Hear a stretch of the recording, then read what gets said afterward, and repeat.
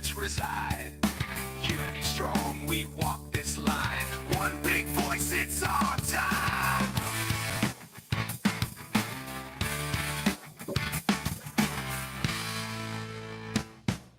Generation fighters take the stand. From shore to shore, we reclaim the land.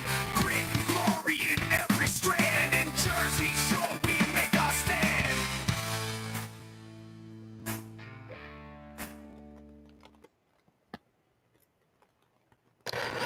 Hello, everybody, and welcome back to Jersey Shore Podcast. That is SURE because we are always sure.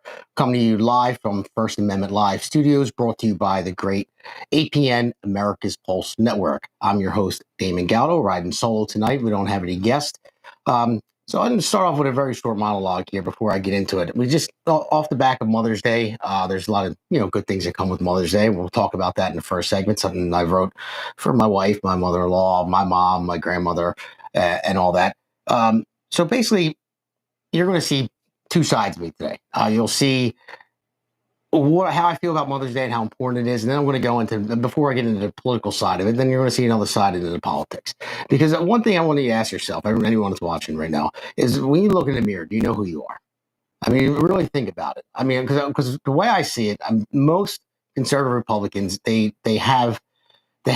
grounded. They have morals that they stand behind. And what I see with the far left, with the ideologues and their rhetoric that they put out there, I don't think they know who they are. I don't think they can look in the mirror and actually see who they are. I think they're lost.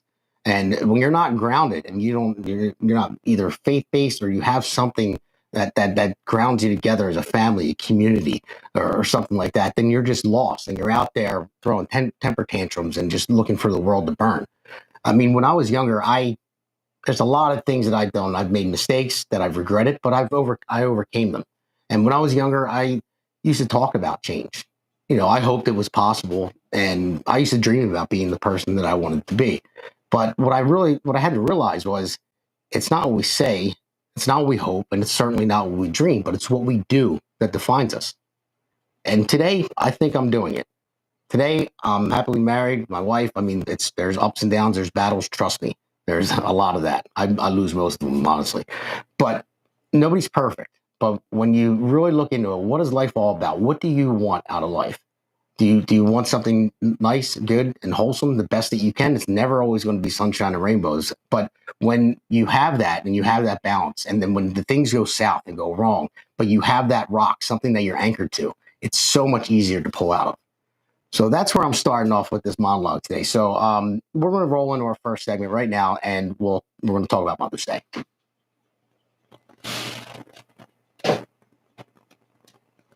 Segment one. Let's go to first segment. Generation fighters take the stand. From shore to shore, we reclaim the land.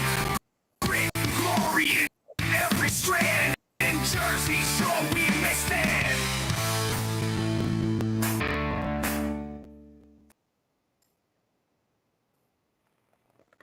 Now, I want to talk about this first segment, Ain't No Sunshine. Now, basically, ain't no sunshine, when she's gone. It's not warm when she's away.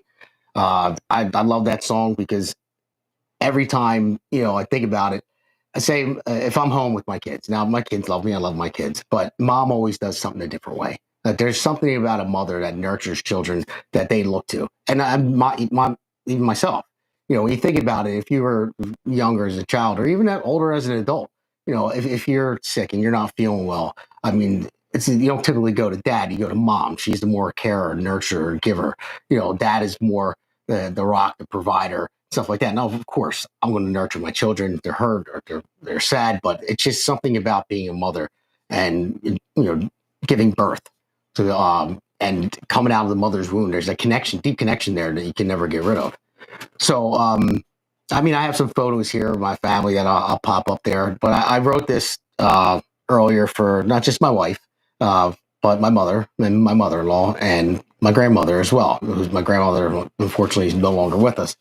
But before I read it, I just want you to think about it. Just think about the far left. And now, obviously, I said before, my stance on abortion, I'm 100% pro-life. Now, I'm not the type of person who's going to put finger in your face, tell you how to live your life. I know that the laws are laws and they are what they are. And if you choose to have an abortion, then maybe you'll regret it one day. Maybe you won't. If I could talk you out of it, I would, but I'm not going to, shun you. I'm not going to, turn you away and not speak to you if you ever had an abortion. I mean, like I said, everyone makes mistakes. In my mind, I believe it is.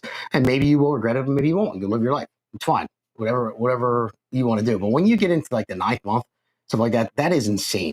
Like, I don't understand how people can actually do that because you have a baby. I mean, even you have a baby no matter what, as soon as conception, but people see it differently. And you have to see it differently when you have a fully developed baby.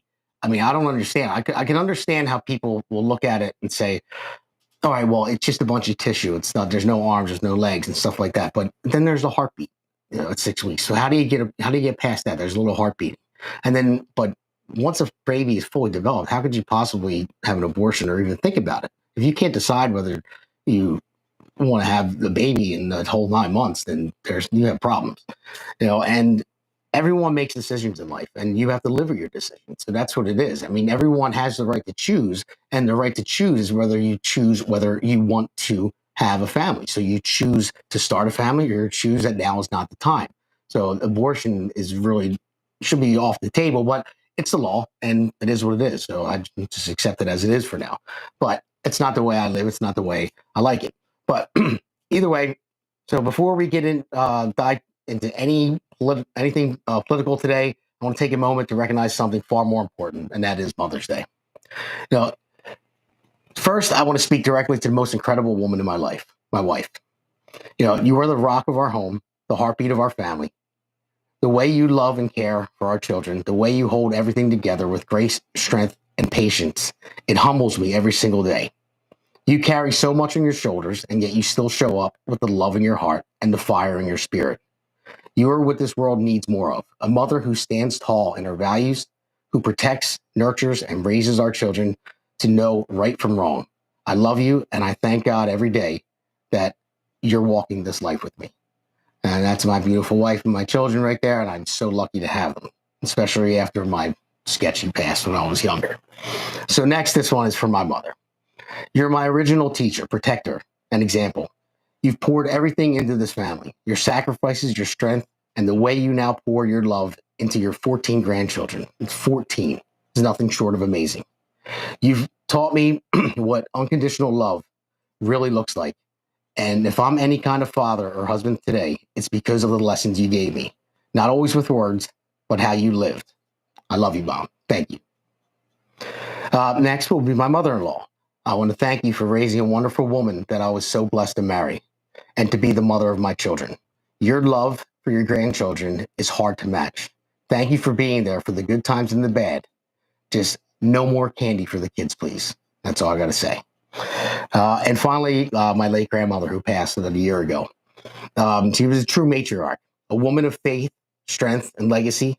Not many people can say their grandmother had 76 grandchildren, 76 lives touched by her love, her spirit, her cooking, her prayers, and her presence. She didn't just build a family, she built a tribe, a legacy, one that continues through each one of us. Her strength and wisdom echo through generations. And on days like today, we stop and remember that none of us would be here without her sacrifices, her resilience, and her fierce love. So today, if you're listening to this and you still got your mother or grandmother with you, hug her, call her, thank her. And if you're married to a mother, tell her how much she means, not just today, but every day. Mothers are quite the heroes of our lives. They build nations by building homes. They raise future leaders by raising good sons and daughters. They carry the weight of the world with their hands that never stop giving. So that's my, okay. And to mothers listening, thank you. You're not just holding families together, you're holding this country together as well. And that's what it's all about. I mean, and people out there that are afraid to have children or say they don't want kids, there's nothing like, I mean, if you see my daughter with the ultrasound there when we were having my son, I mean, even my daughter got it at the time. She saw, that her mom was having she was going to have a baby brother, and she was so excited. And she's up there and she's looking at the screen right now and she's trying to find the heartbeat. I mean, that's what human nature really should be about. It should be about growth. And that's what this country should be about. It should be about growth. It shouldn't be going backward. It shouldn't be not having children. It shouldn't be about killing babies. It shouldn't be about hate. It should be moving forward. Now, you're always going to have evil in this world no matter what. And we're going to get to that in a minute. But I'm just going on the softer side right now. So if I seem a little bipolar from one segment to another, you're going to see why, because there's a lot to talk about in the second segment. But everyone out there is a mother. Thank you. And I know not everyone had the greatest mother. There's things, or maybe someone lost their mother when they were young, and I'm sorry for that. Maybe you never got that experience. But for the ones that had that experience, the ones that had a good mother, a mother in their lives, I just hope that you have had the same experience that I had, and the same experience that my children are having. And like I said, it's not all rainbows and sunshine all the time. There are hard times, but the hard times will make the good times so great. So that's my first segment. I'll be spending a little bit more time on the second segment, but to all the mothers out there, thank you very much. And you're responsible, like I said, for the leaders, future leaders of this country. So raise them right, and this country will go head in the right direction. So thank you. Let's go to our first promo. And America's Pulse Network. The mainstream media is bought and paid for. The truth is twisted to fit their agenda. But America is waking up because podcasts are the future for trusted media. Welcome to the America's Pulse Network. It is a network built by patriots that upholds the Constitution. The America's Pulse Network stands for God, truth, and the America First movement. There is no corporate propaganda, no government spin, just real news, real talk, and real voices fighting for faith, freedom, and the future of this great nation with common sense. Here are some of America's Pulse Network podcasts. Alexandra Levine Live, hosted by Alexandra Levine. Jersey Shore Podcast, hosted by Damon Galdo. The Conservative Corner, hosted by Seth Eisenberg. APN's The Pulse, hosted by Alexandra, Damon, and Seth. So tune into America's Pulse Network on the following social media platforms: X/Twitter, Rumble, Truth Social, Facebook, and YouTube. Join the revolution. Because the pulse of America beats for God and country. America's Pulse Network is for faith, family, freedom, and truth.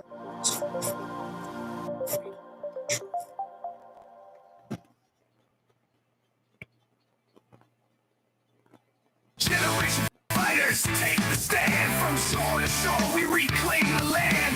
Grit and glory in every strand. In Jersey Shore we make our stand.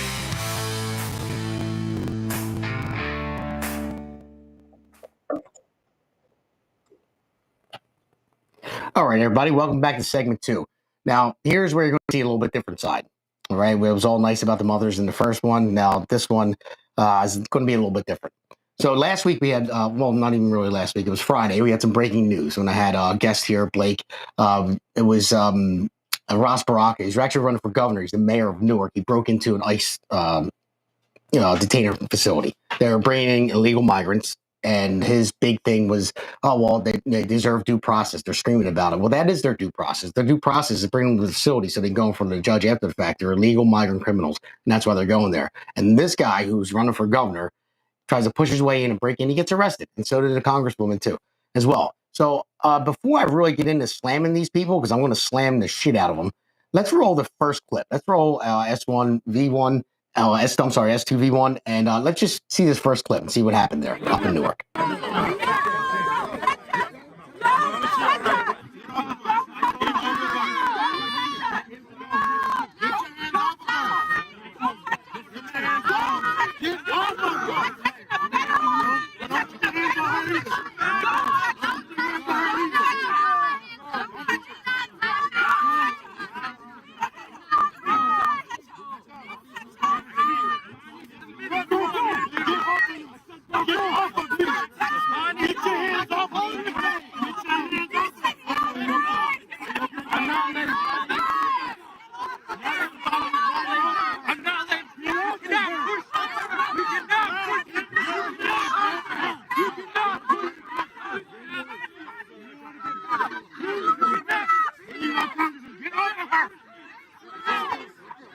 Now she starts hitting people.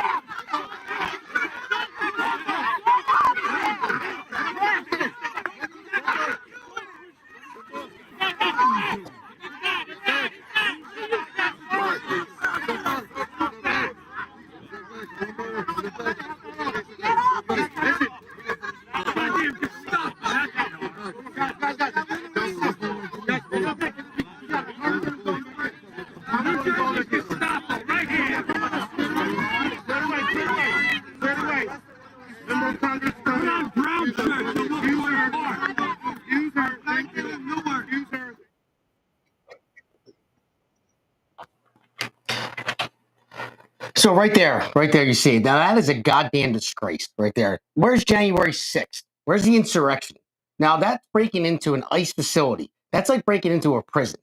If anyone tried to break into a prison, they would go to jail immediately. They wind up in that same damn prison. So you see, you have the mayor of Newark there. You actually see uh, ex-Senator Menendez, his son that's there. I think he's a congressman, the one that's going to jail for at least 10 years for all of his theft and corruption. So, and you have the mayor there. You have another congresswoman there hitting people, swinging at people, saying, don't touch us, don't touch us. They're the ones pushing their way into trying to break into the ICE facility, and they're saying, don't touch us. And then they start hitting each other and said, oh, you're touching the congresswoman, you're touching the mayor. Don't touch me, don't touch me. Well, don't push your way into the goddamn ICE facility. You're a disgrace. You're a disgrace. Every single one of you radical left Democrats are a goddamn disgrace, and you need to be voted out. And I really hope that everybody sees this for what it is, because history doesn't repeat itself, but it does rhyme. Okay, it does rhyme, and nowhere is that clearer than in the propaganda tactics used by totalitarian regimes and radical ideologues, and that's what they are. One of the most dangerous tools in propaganda arsenal is the strategy of accusing others of precisely what you are doing. That's what they do. They accuse other people of exactly what they do. So when someone on the right does something, oh, they can't do that. They're breaking the law. It's unconstitutional. But when they'll go out and do it, and then, oh, no, I'm a victim. I'm a victim. I was just trying to do oversight. No, if you want to do oversight, you file for it. You file for it and you go see it. Now, we're going to see in other clips, you're going to see Tom Homan talking about this. It's probably a better facility than any other prison because it's something new that they just set up to house illegal migrants that should not be here to begin with. You cry about their due process, that is where they get their due process. But yet you want to break in and make a spectacle out of it. But if that was something like January 6th, now January 6th is a little bit of a different story. I get it. It was a Capitol building. It was a bunch of knuckleheads who are stupid trying to break in. It should never happen. I don't condone it one bit. Now, but they went at them hard. People did 4 years solitary confinement. I mean, got people that didn't really even break in, that were just happened to be there. They went a little bit too harsh on that. Now, some people deserved it more than others, sure. But something like that, they deserve to get arrested. They should be penalized. They should, I mean, there should be, they should be held accountable for right now. They should not be able to represent their constituents when they go and break the law themselves, because they show people that, oh, this is okay. You're allowed to do this. You're allowed to riot and burn Teslas. You're allowed to go into schools, and be pro-Hamas and start spray painting in libraries and ripping books down and tearing down tents when you see Charlie Kirk and with America First going to college campuses just to have conversations with people, and then you have Antifa come and rip the tents down, and nobody does anything about it. Nobody gets arrested. It's all funded by people like George Soros. We'll see his tentacles later. But I'm fed up with it. I'm fed up with it, and everyone else has to be too. That's why we do this show, because to get the truth out there, and people need to really wake up about it. Now, yeah, great. Trump was elected November 5th, so all the normal people came out and said, "Whoa, I'm done with this bullshit. I want Trump in." Trump's going to come in and drain the swamp, and hopefully that's what he's doing. It seems like he's doing it. Great job so far. I know there's a lot of stuff going on with his Middle Eastern trip. We'll probably get into that more on the Pulse, as you see in the ad, by the way. Pulse is coming in 2 days, on Wednesday, May 14th. So check that out, but not to get off topic. But yes, so we'll probably talk about it more then after his trip begins. There's a lot of propaganda being pushed out there with that as well. But that's what they do. They, it's a psychological weapon. It confuses the public. It deflects blame, and allows evil to masquerade as virtue. And that's what they do. Evil masquerading as virtue. And the only thing necessary for the triumph of evil is for good men to do nothing. That's from Edmund Burke, one of my favorite quotes. But both Nazi Germany and the modern far left in America have used this technique with chilling effectiveness. They really have. And that the Nazis did it back then, and the far radical left are doing it right now. It's the same thing. And it doesn't happen overnight. It comes with indoctrination of your children, going to school, and there was a funny meme. It's funny. I just saw it. It was actually when Biden was still in the race. Some Babylon Bee put it out there, and it was basically there was a guy sitting there in the devil's outfit, and he's talking to the LGBTQ representative plus divided by sign negative hashtag whatever it is now, talking to their representative. Then he's talking to my body, my choice, for women's reproductive rights. Then he's talking to the pro-Hamas guy and the guy's like, well. And he said, well, it's the devil. He said, I love what you guys are doing. It was actually funny, but it wasn't, because it's true. That's why it wasn't really funny, but it was actually a little bit funny. So it's the devil. And he's sitting there, he's saying, I love what you guys are doing, but kind of turn turn the rhetoric down just a little bit because you're playing your hand. So we want to get Biden in. You want to destroy the country. Yeah, we need to get Biden in. And it was a pretty good skit. It's probably about 3 to 4 minutes long. Maybe I'll play it on the next episode because it's worth seeing. If you haven't seen it already, it's been out for quite some time. But that's what it is. I mean, it's just unbelievable that they get away with it and they turn around and they call you the Nazi and the fascist when they're doing the same exact thing that the Nazis and fascists did back then in Nazi Germany. It's unbelievable, and you can't deny it if you put them side by side and look what they're doing. I mean, it was the same thing. The Germans said the same thing when they indoctrinated people. They burned books. They said we have to protect our democracy, protect our culture, this, that, and the other. And they indoctrinated kids as they grew up. It didn't happen overnight. It happened over a generation. And then what do you have? You have a ton of Nazis blaming Jews. Blaming Jews for everything. And that's what are they doing right now? All the anti-Semitic rhetoric on college campuses. So we're going to get all into that. And I'm going to keep on going because there's a lot to talk about in this segment. So let's go to Tom Homan on the next clip. What the Newark mayor had to say also in his defense. We ask them to obey our laws, to obey the policies and rules here in the city and the state of New Jersey, not to run roughshod over the Constitution of the United States, the Bill of Rights, the 4th, the 5th, the 14th Amendment, that everybody on this soil deserves due process. Tom, he's saying they're the good guys here. Well, look, he's not very smart. I mean, bottom line is, that's what the facility's all about. This facility's about due process. This facility's where we put illegal aliens, people in the country illegally, first of all. If they're in the country illegally, they're being detained. And they were screaming and yelling about due process, 14, and all this in the Constitution. This is where due process happens. We have to detain.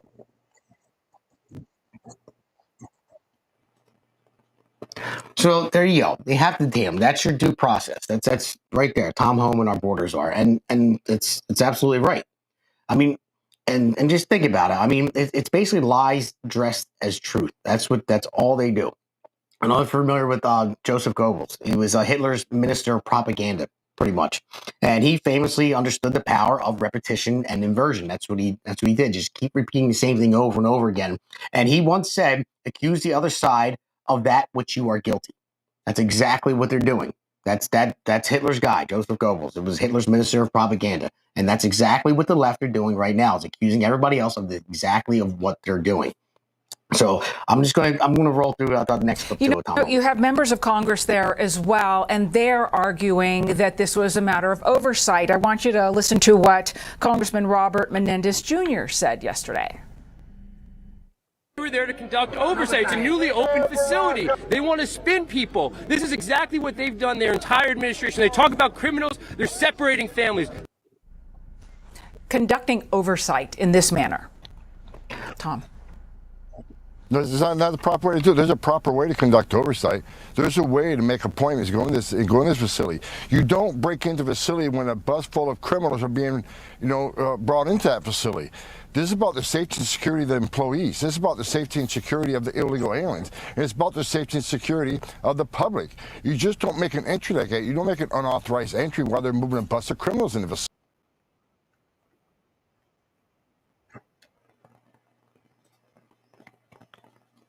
So there we go, right there. I mean, there's a proper way to look at to conduct oversight. And what do they want to oversee? They didn't want to oversee anything. They wanted to make a spectacle. That's exactly what they wanted to do. They wanted to make a spectacle out of it. They wanted to do it so they can look like the victim and how they're oppressed and they were pushed out. Don't touch me. But at the same time, what they're doing is they're trying to break into a facility. And then they say, don't touch me. Well, you're pushing up against against ICE, against the guards that are trying to keep you out, and you're trying to push through. So obviously they have to touch you.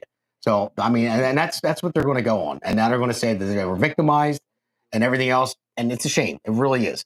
Because, basically what the Nazis did, when they were silencing opposition, burning books, indoctrinating youth, they claimed to be protecting German culture, like I said, from corruption, preserving freedom, and then they were launching aggressive wars. They painted Germany as the eternal victim of international co-conspiracies.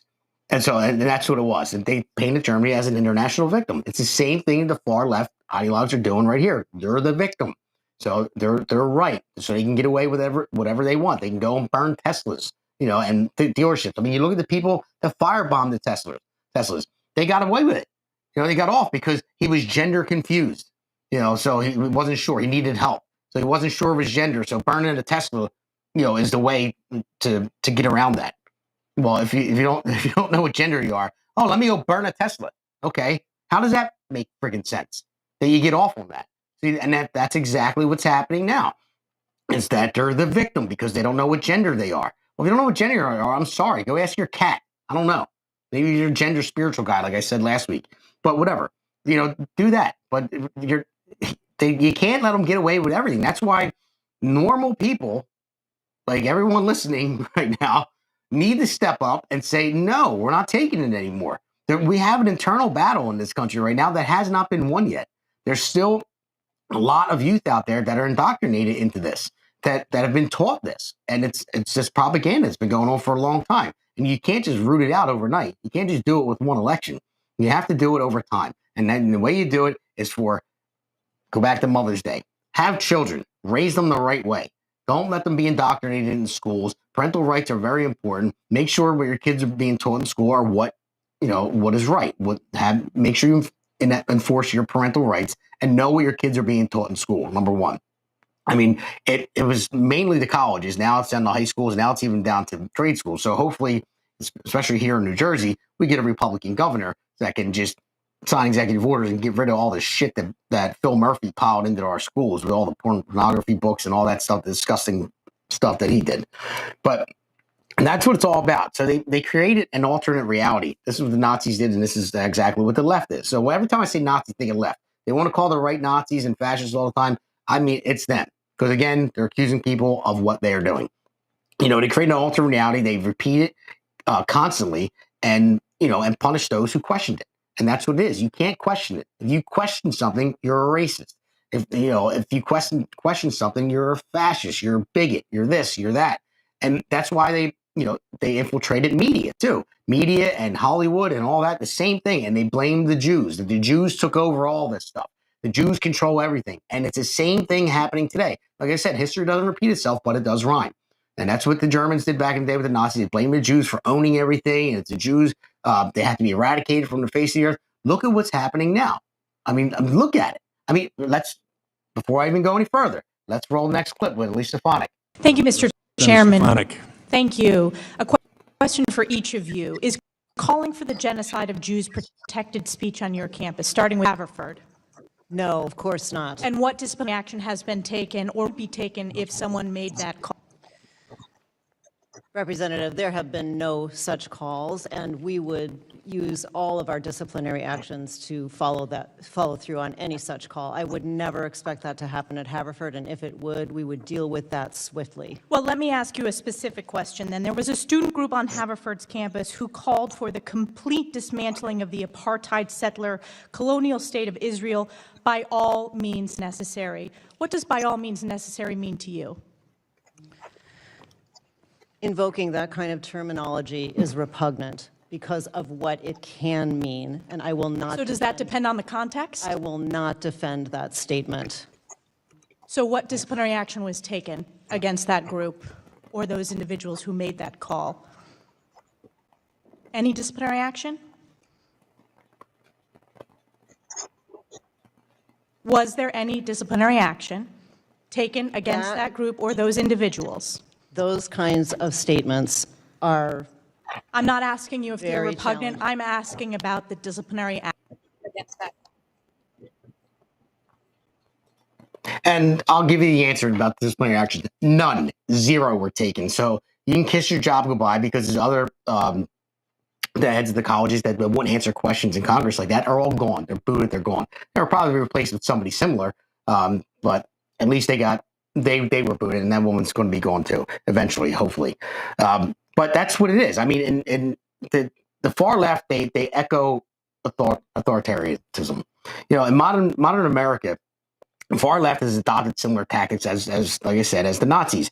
Under banners of equity, inclusion, and progress, they suppress dissenting voices, enforce ideological conformity in universities, media, corporations, and smear political opponents as fascists and threats to democracy, all while they're the ones weaponizing government against political opponents, using media and big tech to censor opposing views, indoctrinating children in schools with radical ideologies, and labeling parents as domestic terrorists for objecting to curricula.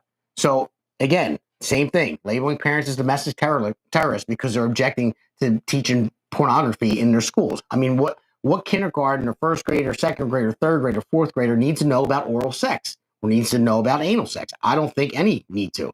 I mean, when you go, I had sex education when I was younger. As you've seen, actually, Bill Spady talked about it too. Yeah, it was biology. That's what it was. That was sex education. Now, as you get older in your teenage years, sure, you have that conversation typically with your parents. I dread it myself when I have to have it, but I'm going to have to. But even when you get into high school, your teachers can talk about it in a different form, in a more realistic form. But when you're that young, you don't need to know about it. You don't even know who you are yet. That's why you can't confuse kids and say you could be anything you want to be. Yeah, sure. Like when they get older, or any job they want, but you can't say a boy can be a girl can be a boy. And that's what they're doing, confusing the kids. So, and they label parents as domestic terrorists for opposing it. So they call themselves anti-fascist while behaving like the very authoritarians that they claim they oppose. They call for unity, while branding half the country as extremists. So that's what they call MAGA, the MAGA extremists. No, it's the MAGA normal people. People that just want normal lives. They want to live a normal life. They want to have their neighborhoods, their communities, their social fabric that they grew up in. They want normalcy. They don't want all this crazy stuff. And that's what I said earlier. When you look in the mirror, do you really know who you are? And that's why I know these radical left people, they don't know who they are. I mean, look at Ross Baraka, the guy the mayor there. That guy is a race baiting piece of crap. And he's not going to win governor. Thank God he's not. I know that. I mean, well, let me not say that. I hope he doesn't, but I doubt he is. But you see what they're doing. I mean, that guy doesn't care about anything but himself. He cares about publicity. And he's the victim. He's going to say something now. Oh, it's because I was black. That's why they pushed me out of there. No, it's because you tried to break in. So, and that's where they're going to go with this stuff. So why it matters really is when propaganda becomes indistinguishable from news, and when truth becomes whatever those in power say it is, freedom is on life support. Like Nazi Germany, it didn't fall into tyranny overnight. It was slowly built through lies, fear, manipulation. Americans should take a warning. I'm telling you, when a movement starts controlling the narrative, pushing dissent and inverting reality, it's not progress. It's repression with a smiling face. That's all it is. The smile on your face and everything's inverted. It's repression. That's what they do. I mean, it's not a bad tactic. I'll tell you that, because the more you repeat it over and over again, the more you get control of the media and you drive this home to people do start believing it. That's why we do podcasts like this, is to get out the truth. We've got to be Jersey Shore about it, S-U-R-E. I don't talk about anything I'm not sure about. Look it up yourself. If you want to go compare what Nazi Germany did to what the far left is doing right now, look it up yourself. Do your own research, and you'll see it's exactly what they're doing. It's just a horse of a different color. That's all it is. So let's roll the next clip with at least the final. I want to ask you another example. There was a professor of mathematics and statistics who posted after the October 7th Hamas terrorist attacks, quote, "We should never have to apologize for celebrating these scenes of an imprisoned people breaking free from their chains. This was a historic moment to be recorded in their history books." Jewish students have reported that you said this post could be, quote, perceived in many ways. Does this post simply depend on the context, President Rabin? And were there any disciplinary actions taken against this professor?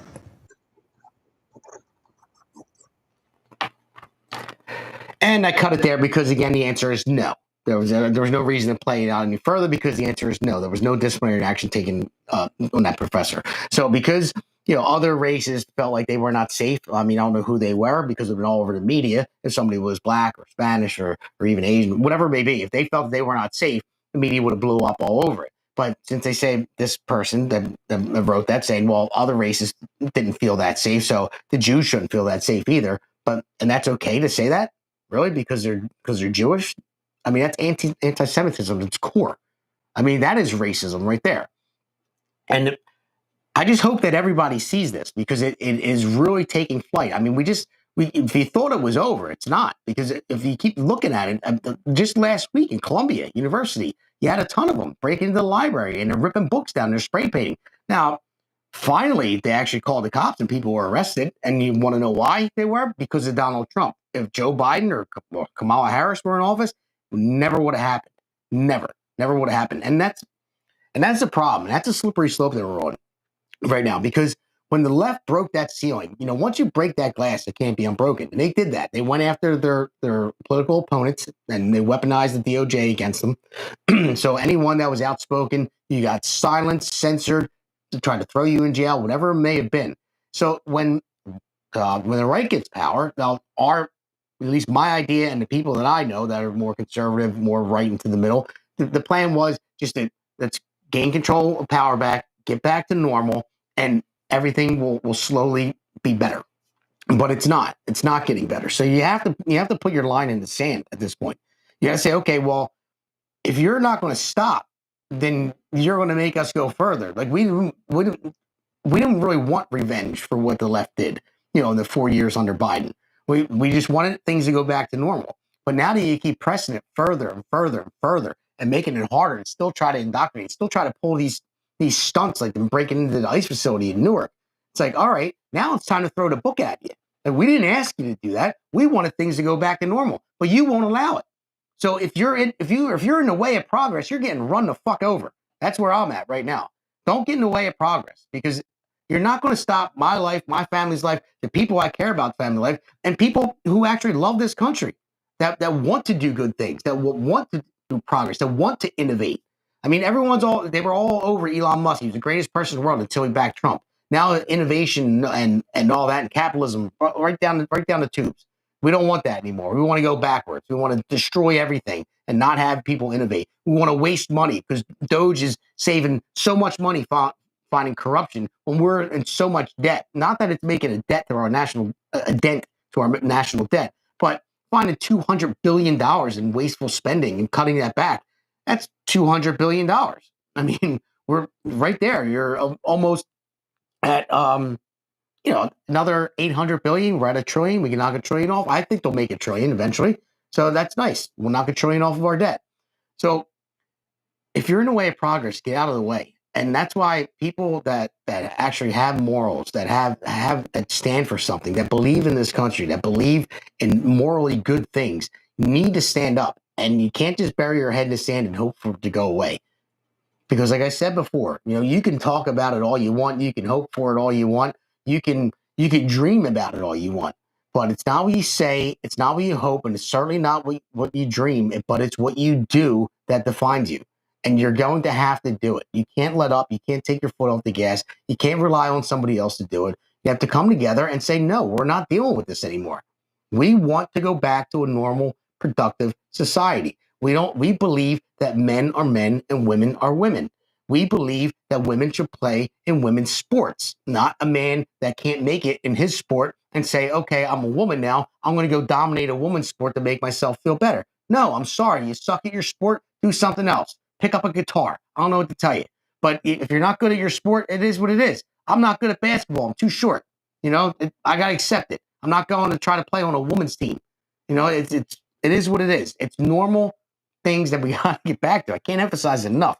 And I really hope that people start stepping up here. I hope people get out to vote, like in New Jersey, for this governor's race. No matter who you vote for. I mean, I told you I was looking for the win, but no matter who you vote for, get out there in the primary and vote. And more importantly, get out there in the general. We talked about it before when I had Justin Murphy when we were at MAGA at the Pines. He said the amount of registered Republicans, like 1.6 million in New Jersey, and only 20% came out the last election. Imagine 50% came out. Imagine 50% came out. At least we would have some normalcy brought back to New Jersey. I mean, you guys got to be tired of this. I mean, I am. I'm tired of seeing this bullshit. I mean, that first video clip that I played of them trying to break into the ICE facility was so fake and phony. Don't touch me. Don't touch me. Well, you're running into them. It's like, oh, God, it drives me nuts, and I hope it drives you nuts. I might even play the video again because it's just disgusting. It's like, no, get the frig out of here because you're getting in the way of progress.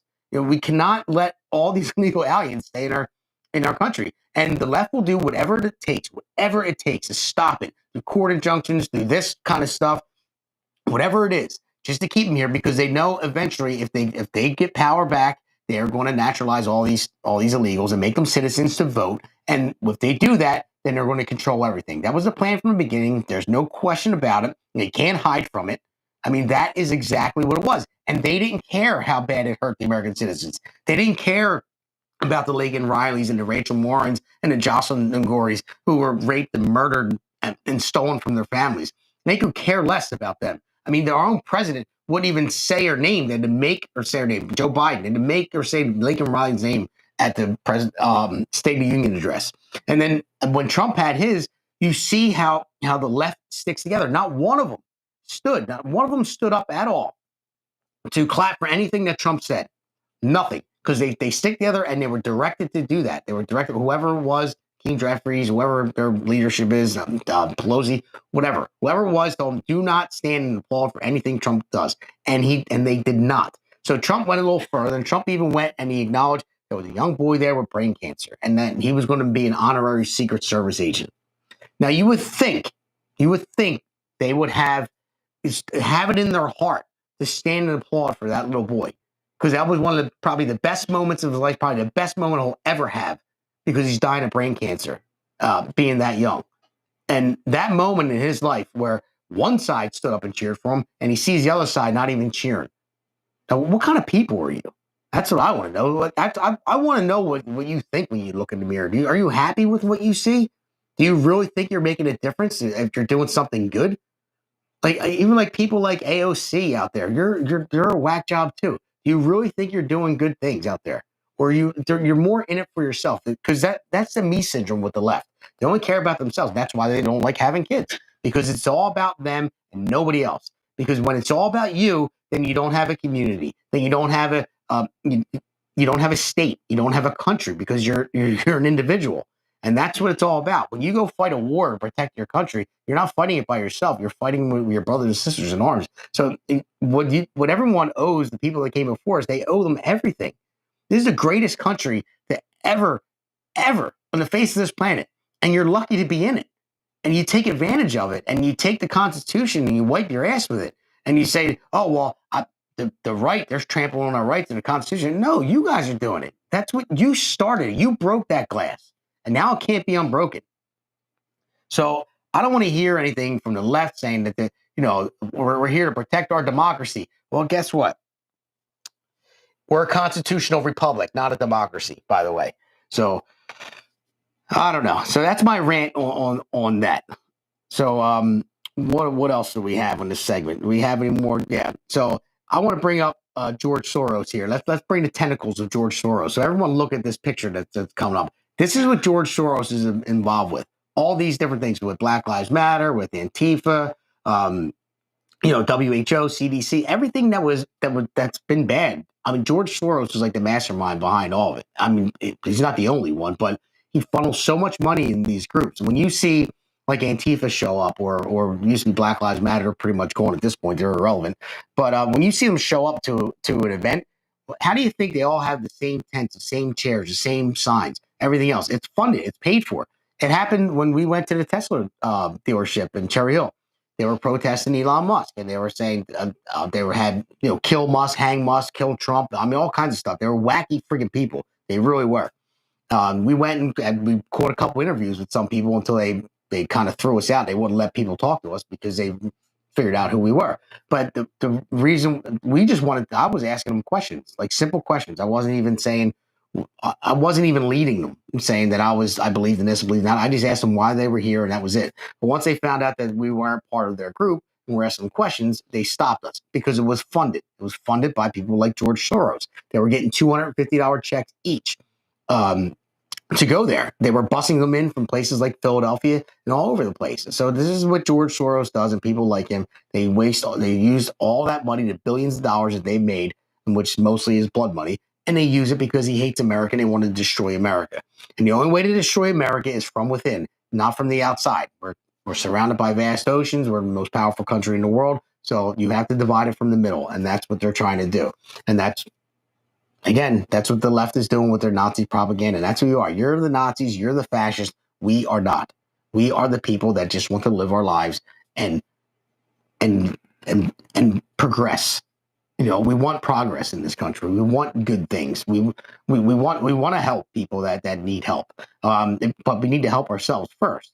But I don't understand. I don't know how people get so lost like this. I mean, I don't care if I went to college or not. If a teacher started teaching me the shit they're teaching now, I mean, maybe it's because of where I'm from and how I was raised and how I grew up.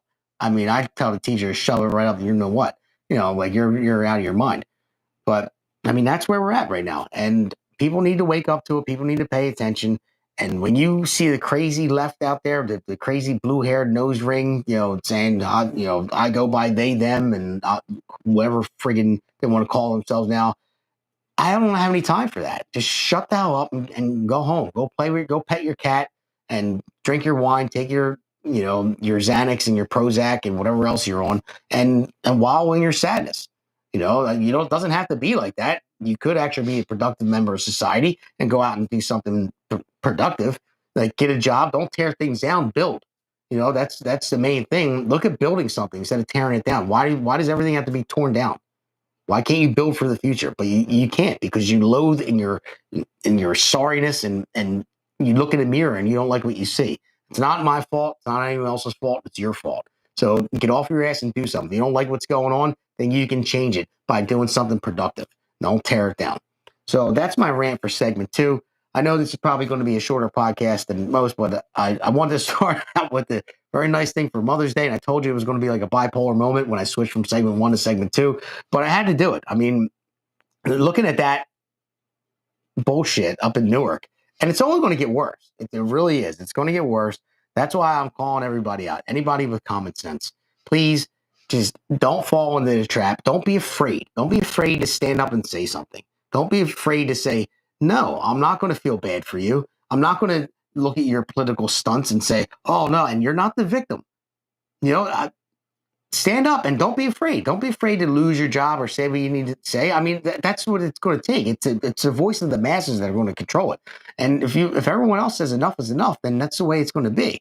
And we're getting there. We're slowly getting there. But it's an uphill battle. We're still climbing, and you can't take your foot off the gas. So with that, we'll end this segment, and we'll go to our promo and our next segment. Pulse Network. This is APN's very own White House correspondent, Alexandra Levine.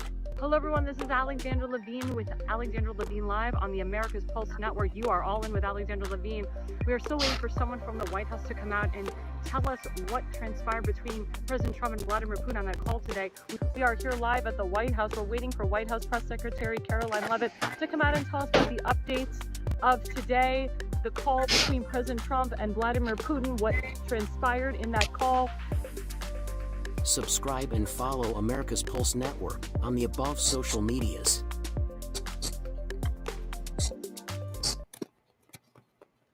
Generation fighters take the stand from shore to shore. We reclaim the land. Grit and glory in every strand. In Jersey Shore, we make our stand.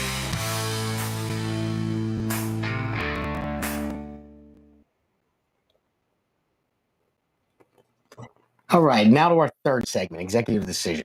So this comes on the heels of Trump. He put it out on Truth Social yesterday. Then he had a press conference today talking about big pharma. And basically, he was saying that he's going to lower the price of pharmaceuticals and saying that other countries have to pay their fair share. Because as of right now, when we have a new drug that comes out,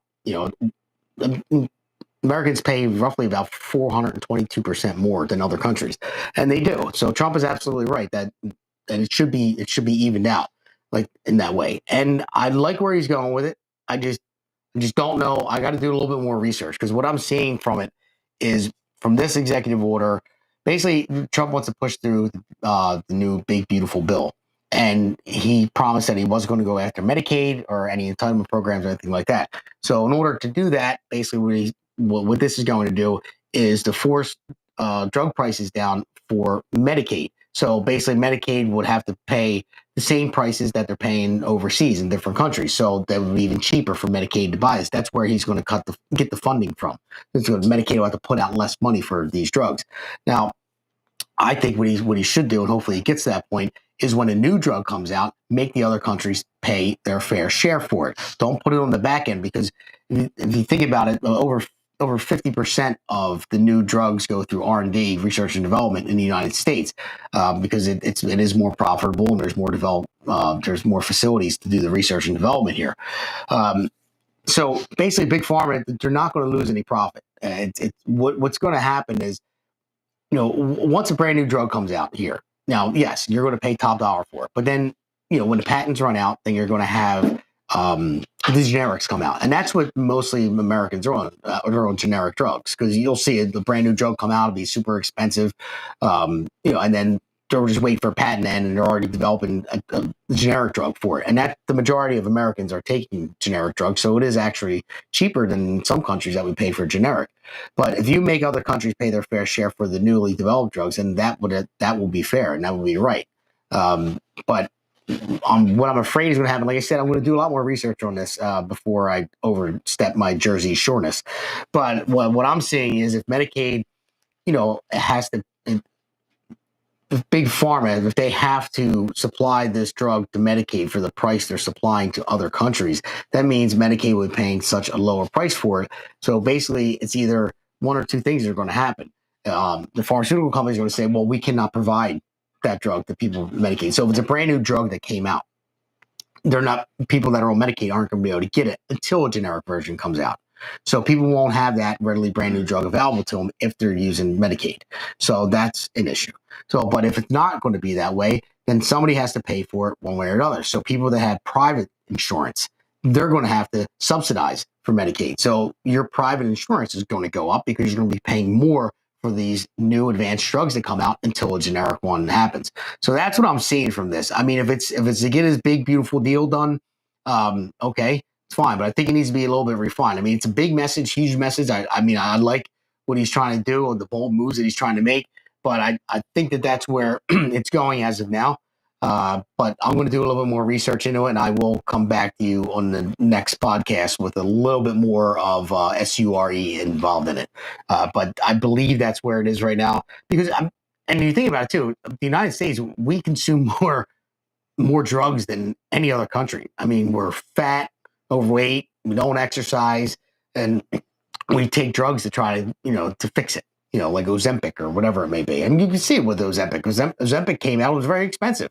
Now there's all kinds of drugs that have come out. So when Ozempic came out, it was like the popular drug, and then all these generics that they started following behind it, and they have all these other companies that developed it for a lot cheaper. So now people are taking it for a lot cheaper now. So that's just the way it works. But we'll see how that develops in the long run. And I do like what Trump is doing. I do like when he signs the majority of executive orders, but it's really, it shouldn't be that way. And it's not like Trump is the only one that does it. I mean, Biden has done all presidents do it. Even governors do it. They sign executive orders. But we're getting more away from, Congress and legislators and stuff like that and taking it out of their hands. And I think it's too much power for the president. I'm not saying Trump's abusing it at all, because every president does. But I am in line with Trump's executive orders more than anybody else's, for sure, 100%. So we'll see where this one takes us, with the pharmaceuticals. So, I mean, Trump is making a lot of executive decisions. I mean, you see, we had a lot of good things come out. I mean, I've been talking about it for a while with the tariffs. Well, let's just go back to the beginning from before. Now, what Trump is doing, what he campaigned on, he is delivering with the border, and security and building up our military. I mean, that's why our military recruitment is sky high right now. It's the highest it's been in decades. He's delivering on that.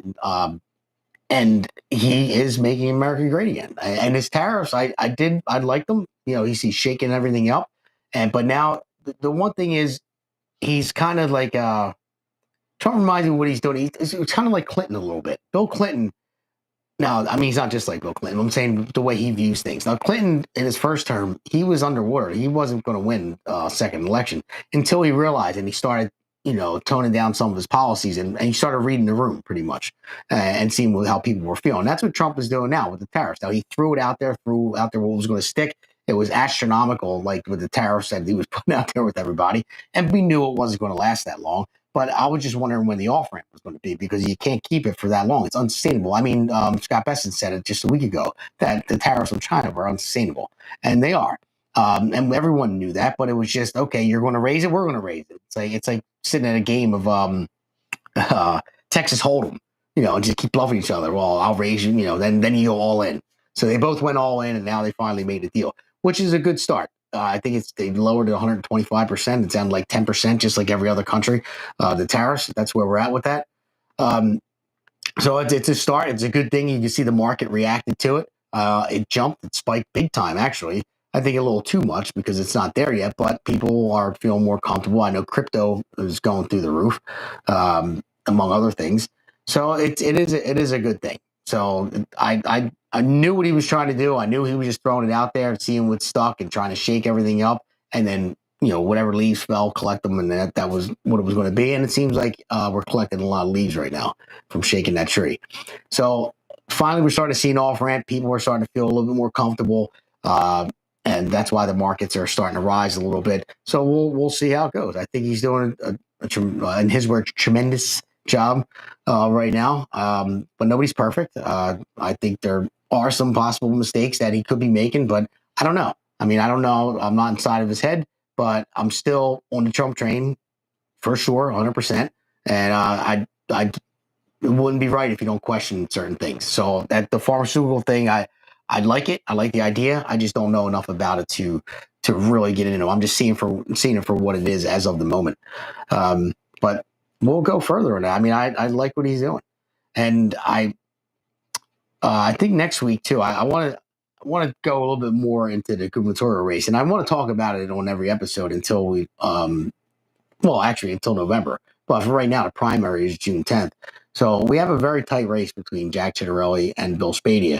It looks like Jack is in the lead, but we'll see what happens. I mean, I'll give it to Spadea. The one thing he did right after this happened in Newark, I saw it on Facebook. He went right down to the facility, went on Facebook Live, and he called out everybody for it. And he did what should have been done. I mean, he said what should have been said. And that's one thing I like about him. He's not afraid to put himself out there and get on the horn and just call people out for what it is. And he did it. Went down there in the middle of the night and did a Facebook Live. I was surprised, but I like the fact that he did it. So, but I'm every week I want to keep talking about the governor's race. I want to talk about the assembly race. Obviously, I had a couple assembly people here with Jack Brangan and Pete Sykes. I'm hoping they'd have a good run. They're lucky enough to walk through the primary, which is a good thing. But I'll have Constance Leon and Ilsa and many others that coming on pretty soon. I can't wait to have them on. But they're all Republican, obviously, and if we get the assembly together, that will be a great thing. And get a Republican governor as well. We could really make some great changes in New Jersey. New Jersey's been really starving for this type of change for a long time. And we can stop the sanctuary state and just get back to common sense. That's all people really want. They want common sense. They want to live their lives as normal people. They want to, get up in the morning, go to work, take care of their family, pay their taxes, live out their lives, go on a vacation once in a while, raise their kids, go to the ball game, like me. I enjoy taking my son to baseball, watching my daughter play lacrosse, and just live a normal life. I mean, of course, life is going to throw things at you that's going to hit you from left to right, and then you have to overcome, all these stepping stones. But that's just life. It's normal, But dealing with all the radical left ideological bullshit, it's like I don't have time for that, and I hope you don't either. And if you don't have time for it, then just shut it down. And it's going to take people standing up and saying we're done with the bullshit. Stop. And the way to do it is to vote them the hell out. All the nut jobs out there, vote them out.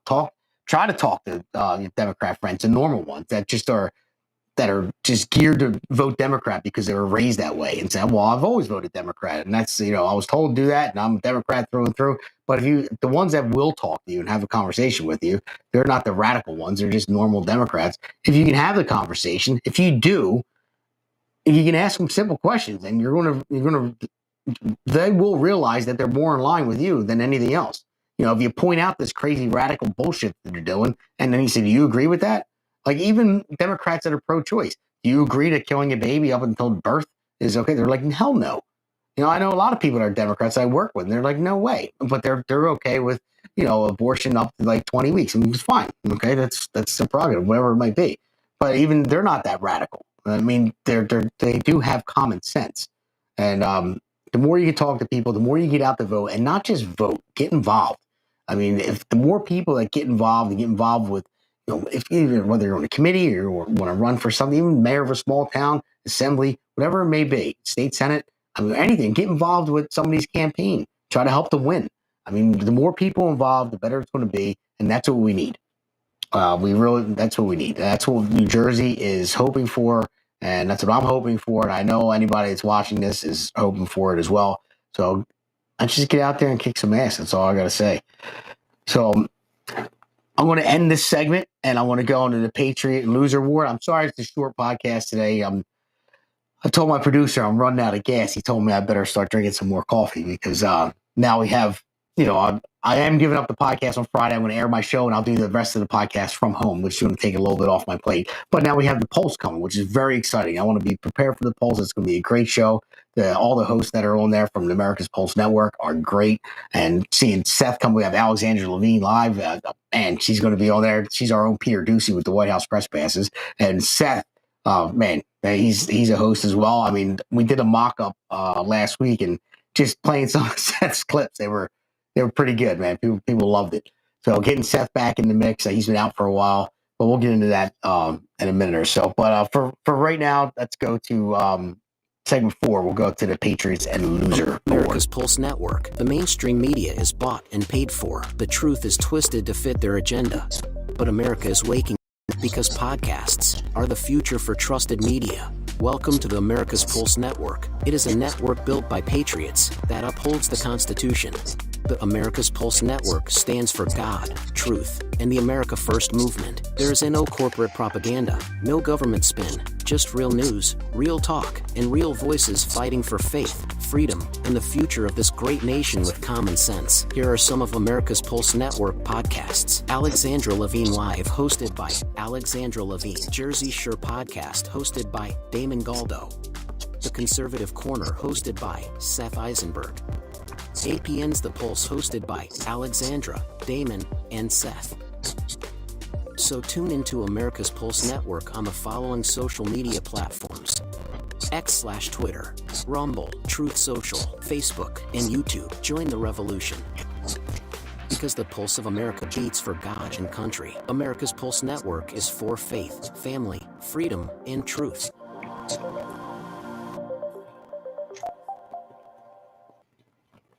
Generation fighters take the stand from shore to shore. We reclaim the land. Grit and glory in every strand. In Jersey Shore, we make our stand.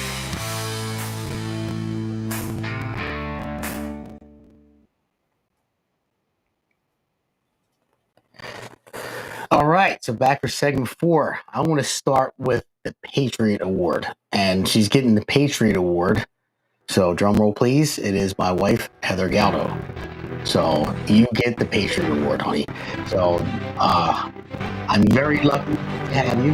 I know I drive you nuts all the time. I know even the podcast drives you nuts. Because I'm not home a lot. But thank you for being there to take care of everything. Really appreciate it. Got your Patriot music playing for you. So hopefully the kids are watching right now. But I just want to say sincerely from the bottom of my heart, thank you, Heather, for being a great mom and being there for, through the thick and thin, being there for, being a great wife as well. Through all my faults, I'm far from perfect, as you know. I know a lot of people think I am, but actually, no, nobody does. So, but no, Heather, seriously, from the bottom of my heart, thank you very much. To me, you're Mother of the Year. And you're awesome. So you get the Patriot Award. Thank you, honey. I love you very much. I really appreciate everything you do. So now to the Loser of the Week award. Fat loser gets the big L is Ross Baraka, of course, for trying to break into the ICE facility. So do we have our loser music for him? Is that available? I really like the music. So he gets a loser award. Mayor of Newark trying to break into an ICE detention center and make a spectacle out of it. I was so glad he got arrested. Losers! We should have. Losers! Loser. I love it. But, yeah, so he gets the Loser of the Week award, Ross Baraka, and he deserves it. Again, I'm glad he got arrested. I'm so glad he got arrested. He deserved every bit of it. And if he does something like that again, I hope he gets arrested again. And I hope he's charged. I hope he has to go to court for it. I hope there's actually serious. Well, there probably won't be anything, but there should be serious repercussions for him doing this, especially being an elected official that's supposed to represent his constituents and elected them. And I don't know. We'll see what happens. But yeah, Loser of the Week award. So with all that said, I want to cover the shows. So like I said before, the only thing that changes my Friday show. My Friday show will be the radio show. So we'll run it down for the week. We're going to have Monday show will be my show, Jersey Shore, at 8 p.m. And then Tuesday, Alexander Levine Live. Wednesday will be The Pulse at 8 p.m. These are all at 8 p.m., by the way. Then I have my radio show, if you want to listen to that, on Thursdays from 5 to 6 p.m. on 92.1, Cruisin', WVLT. But then it'll also, you can find that on Facebook Live, or you can Google it and listen to it live if you're outside of the area of New Jersey. But then it will be aired Friday night for half the show, and the other half I will do from home on the podcast. And then Seth, which I want to bring up is GoFundMe. Seth is back, and he'll be doing Conservative Corner on Sundays as well as the Pulse with us. Now, Seth, he's, like I said, he's been out for a while. There is a GoFundMe out there for him. Seth is a veteran father. He's been out of work for a long time. He had a really, really bad infection in his foot. They almost took all of his foot away. So he has been at work for a while. Hospital bills are piling up. So we started GoFundMe. Well, we're a part of it, but we didn't actually start it to GoFundMe for him. But any help that he can get for it, we greatly appreciate it. Trying to get back on his feet. He's a great guy, and you'll see him in action on the Pulse, and you'll see him in action in Conservative Corner under the America's Pulse Network. So anything you can give to Seth will be great. So with that being said, we covered all the shows. I'm hoping on the next podcast, I'm trying to round up some good guests. I'm trying to get Byron Driscoll, that's running for commissioner, and also John Salmons as well. So they may be the next guest. If not, I know Constance Lee is going to be coming on. I'm just trying to schedule everybody and get them set dates as well. Hoping to get Chris Conwell on, that's running for Assembly as well. I just shot him a text the other day. And Scott, if you're watching, Scott Pressler, I'm still waiting on your response, buddy. You're going to have to sit on the floor, though, so we look like we're the same height if you ever come in the studio. So still waiting on you, Scott. Come in.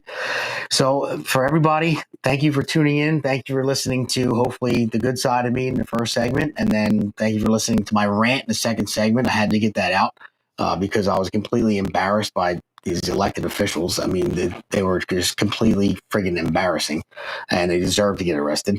But thanks for tuning in. So stay alert, stay engaged, and as always, stay Jersey Shore. See you next time.